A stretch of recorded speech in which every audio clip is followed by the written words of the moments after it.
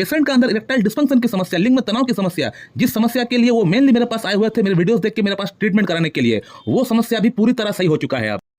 नमस्कार दोस्तों, ये जो आप मेरा पेशेंट का स्क्रीनशॉट देख रहे हैं, इनको यौन समस्या के साथ साथ और कई अलग अलग तरह की शारीरिक समस्याएं थी। तो सेक्सुअल प्रॉब्लम तो इनका अंदर था ही, इरेक्टाइल डिस्फंक्शन, लिंग में तनाव की समस्या, ये तो इनका अंदर था ही। लेकिन इसको छोड़कर सेक्सुअल प्रॉब्लम तो लाइफ थ्रेटनिंग डिजीज नहीं होता है, लेकिन इस प्रॉब्लम को छोड़कर इनका अंदर और कई सारी अलग अलग बड़ी बड़ी समस्या इनका अंदर उत्पन्न हो चुकी थी सिर्फ 28 साल उम्र के अंदर। इनको एनीमिया की समस्या है, इनका जो हीमोग्लोबिन है वो 10 से नीचे आ चुका है, इनका क्रेटिनिन जो लेवल है वो 3.5 का ऊपर जा चुका है। इसके अलावा इनका किडनी पर भी असर पड़ना स्टार्ट हो चुका था। जीएफआर का रिपोर्ट हुआ है, इनका ग्लोमेरुलर फिल्ट्रेशन रेट देखने के लिए जो 80 तक होना चाहिए वो 80 से घटकर 75 तक आ चुका है, यानी किडनी पर भी असर पड़ना स्टार्ट हो चुका है इनका। और इसके साथ साथ इनको हाई ब्लड प्रेशर और हाई ब्लड शुगर भी था। अब इस पेशेंट का ये कहना था कि डॉक्टर साहब आप सिर्फ हमारा यौन समस्या को ठीक कर दीजिए, हमारा सेक्स प्रॉब्लम को ठीक कर दीजिए, बाकी अलग अलग जो हमको प्रॉब्लम्स है उस प्रॉब्लम के लिए मेरा इलाज चल रहा है एलोपैथी में,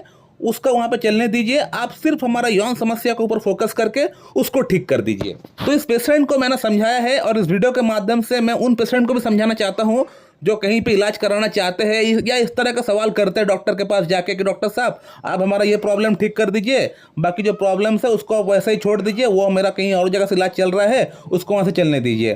तो जो लोग इस तरह का सवाल करते हैं तो इन सभी पेशेंट के लिए मैं इस वीडियो में आंसर देता हूं कि इस तरह का ट्रीटमेंट होम्योपैथी में संभव नहीं होता है। हम लोग होम्योपैथी में एज ए पेशेंट को होल ट्रीटमेंट करते हैं, यानी हम एक जो मेडिसिन सिलेक्शन करके एक जो मेडिसिन आपको ऊपर देते हैं वो medicine top to the bottom काम करता है आपका अंदर सभी प्रॉब्लम्स को वो एक ही मेडिसिन सही करेगी।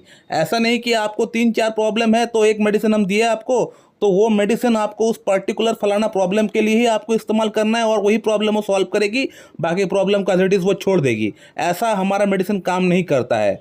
हमारा मेडिसिन आपका पूरा इम्यून सिस्टम को सही करने का प्रयास करता है ताकि आपका जो रोग प्रतिरोध जो शक्ति है वो बढ़ जाए और आपका शरीर खुद, आपका बॉडी की जो वाइटल फोर्स है वो खुद आपका अंदर जो डिजीज़ है उसके अगेंस्ट में लड़ सके। हमारा मेडिसिन काम नहीं करती है, हमारा मेडिसिन सिर्फ इतना काम करती है कि आपका बॉडी के अंदर, हमारा बॉडी के अंदर एक वाइटल फोर्स है, एक जीवनी शक्ति है, सबका अंदर है, वो जीवनी शक्ति को बढ़ा देता है ताकि वो जीवनी शक्ति खुद फाइट कर सके, जो हमारे अंदर डिजीज़ जो पैदा हुआ है, जो उत्पन्न हुआ है उसका अगेंस्ट में लड़ सके। अब प्रॉब्लम यहाँ पे आता है कि होम्योपैथी में जीवनी शक्ति को बढ़ाने के लिए, हमारा इम्यून सिस्टम को बढ़ाने के लिए कोई फिक्स मेडिसिन नहीं होता है। मेडिसिन तो है लेकिन बहुत सारी मेडिसिन है, वो सभी मेडिसिन कुछ ना कुछ लक्षण के आधार पर काम करती है। अब आपको कौन सा मेडिसिन का दरकार है, कौन सा मेडिसिन का लक्षण आपका लक्षण से मैच कर रहा है, इसको जानने के लिए आपको किसी अच्छी डॉक्टर के पास जाके उनसे कंसल्ट करना पड़ेगा और वही डॉक्टर सिलेक्शन कर पाएगा कि आपका अंदर कौन सा मेडिसिन का दरकार है। अब इस पेशेंट की अगर बात करें तो इस पेशेंट का अंदर प्रॉब्लम्स तो बहुत सारी है, यानी पैथोलॉजिकल सिम्टम्स तो बहुत सारी है, लेकिन इनका मेंटल सिम्टम्स या शारीरिक कोई सिम्टम फिक्स नहीं है।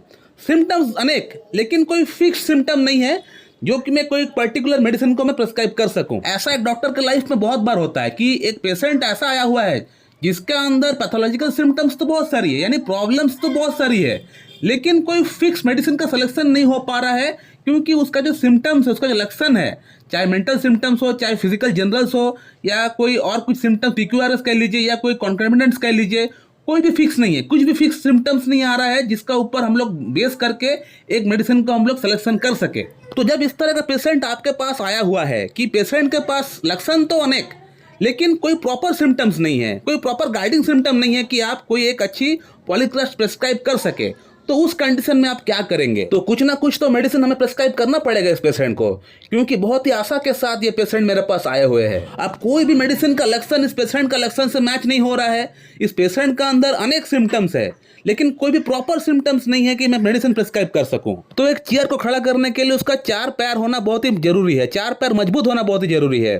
तो सिमिलरली यहाँ भी हम लोग जो मेडिसिन प्रेस्क्राइब करते हैं उसका भी कुछ बेस होता है, वो बेस अगर स्ट्रांग नहीं होगा तो वो मेडिसिन दे के कोई लाभ नहीं होता है। लेकिन ऐसा पेशेंट आपको लाइफ में आएंगे, जो जूनियर डॉक्टर्स हमारे वीडियोस देख रहे हैं उनको समझ में आएगा कि ऐसा पेशेंट आपको लाइफ में बहुत आएंगे, तो आप कैसे इस तरह के पेशेंट को टैकल करेंगे।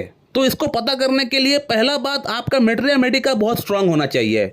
बिना मेट्रिया मेडिका को स्ट्रांग किए बगैर आप इस तरह का केसेस को सॉल्व नहीं कर पाएंगे, क्योंकि इस तरह के केसेस के अंदर आपको पेशेंट का तो केस टेकिंग करना ही है, लेकिन पेशेंट का केस टेकिंग के साथ साथ आपको मेडिसिन का भी केस टेकिंग करना पड़ेगा। अब वो कैसे? जैसे कि आपको लग रहा है कि पेशेंट शायद लाइकोपोडियम का होगा, तो लाइकोपोडियम का जो सवाल होता है वो आप पेशेंट से करना स्टार्ट कर दिए। फिर आपको लग रहा है एट द पॉइंट कि ये पेशेंट लाइकोपोडियम नहीं है, लाइकोपोडियम को आप छोड़ दिए, फिर सल्फर को आप लेके आए, सल्फर का सवाल करना स्टार्ट कर दिए, फिर लग रहा है सल्फर नहीं है, फिर आप जो है फॉस्फोरस को लेके आए, फॉस्फोरस को छोड़ दिया। तो इस तरह से आपको एक एक मेडिसिन को उठा के आपको रखना पड़ेगा और उसके अकॉर्डिंग आपको पेशेंट को सवाल करना स्टार्ट करना पड़ेगा। तो इस पेशेंट के अंदर मैंने इस पेशेंट को कार्सिनोसिन प्रिस्क्राइब किया हुआ है। कार्सिनोसिन जो है एक बहुत बड़ी पॉलीक्रस्ट रेमेडी है, ये कैंसर सेल से बनी हुई एक मेडिसिन है and carcinosin is the well selected remedy for such type of cases, जहां पेशेंट का अंदर पैथोलॉजिकल सिम्टम्स तो बहुत सारी है लेकिन फिजिकल सिम्टम्स, मेंटल सिम्टम्स कुछ भी नहीं है, या है तो वो कंप्लीट नहीं है, कोई एक पर्टिकुलर रेमेडी को इंडिकेट नहीं कर रहा है। तो वहां उस केसेस के अंदर हम लोग कार्सिनोसिन के बारे में एक बार बिल्कुल सोच सकते हैं। और यदि इसके साथ पेशेंट का मायोसमेटिक बैकग्राउंड अगर मैच हो जाए तब तो फिर बहुत ही बढ़िया होता है। इस पेशेंट का फैमिली हिस्ट्री में 2 पर्सन ऐसे हैं जिनको कैंसर हुआ है, एक को टीबी है और एक को एस्थमा हुआ है। और पेशेंट का फैमिली बैकग्राउंड में जब किसी को कैंसर हुआ है, जो ब्लड रिलेशन के जो लोग हैं, वहां अगर कैंसर होते हुए अगर मिल जाता है तब तो फिर कार्सिनोसिन जो है बहुत ही वेल सिलेक्टेड रेमेडी बन जाती है हमारे केसेस के अंदर। और इस पेशेंट का जो गुस्सा है जब आउटबर्स्ट होता है बहुत ही भयानक, बहुत ही वाइल्ड होता है। यानी ऐसा तो वो शांत स्वभाव के चुपचाप बैठे हुए रहते हैं, कोई उसको कुछ बोलता है, गाली देता है, वो चुपचाप रहते हैं, सुन लेते हैं, किसी को कुछ रिप्लाई नहीं करते। लेकिन जब इनका गुस्सा जब फूटता है तब ये बहुत ही वायलेंट हो जाते हैं। जस्ट लाइक कैंसर सेल किसी के अंदर डेवलप होना शुरू हुआ है, आहिस्ता आहिस्ता डेवलप होता है, पेशेंट को खुद पता नहीं होता है कि उसका अंदर कैंसर सेल्स डेवलप होना शुरू हुआ है, वो कैंसर से ग्रसित हुआ है। फर्स्ट स्टेज में उसको खुद पता नहीं होता है, लेकिन उसका जब आउटबर्स्ट होता है, जब वो पूरी तरह फैल जाता है, तब बहुत ही भयानक होता है, पेशेंट का जान भी चला जाता है। तो यही कुछ 2-3 सिम्टम्स के आधार पे मैंने इस पेशेंट को कार्सिनोसिन प्रिस्क्राइब किया है। कार्सिनोसिन 200 मैंने इनको पहले दिए थे, पहले 2 महीने के लिए, उसके बाद कार्सिनोसिन 1M, उसके बाद कार्सिनोसिन 10M, उसके बाद 50M, उसके बाद CM। और आज इस पेशेंट का हमारे पास ट्रीटमेंट को चलते हुए लगभग 1 साल हो रहा है। और इस 1 साल के अंदर इस पेशेंट का प्रॉब्लम 100% सभी प्रॉब्लम सॉल्व हुआ है।